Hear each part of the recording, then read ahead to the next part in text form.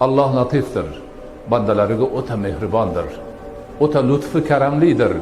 Shuning uchun banda qancha osiylik qilsa ham, qancha kofirlik qilsa ham tavba qilib kelsa lutfi bilan kechirib yuboraveradi, yurgizib yuboraveradi. Mana shu narsani insonlar juda yaxshi o'zlariga singdirishlari kerak. Hozir ko'p odam mana shu gapni aytayapti.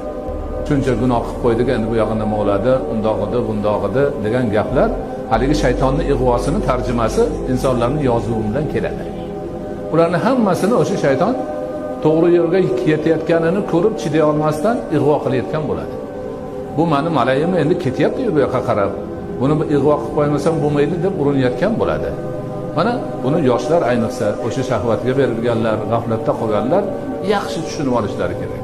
Sidqdan tavba qilsa, Allohning qodirligiga ishonsa, Allohning latifligiga ishonsa, o'zidangina yordam kutsa, Alloh uni demak g'aflatini ham yo'q qiladi, shahvatini ham yo'q qiladi, raviyadek, mo'tadil ravishda Allohning dinida borishini ta'minlaydi.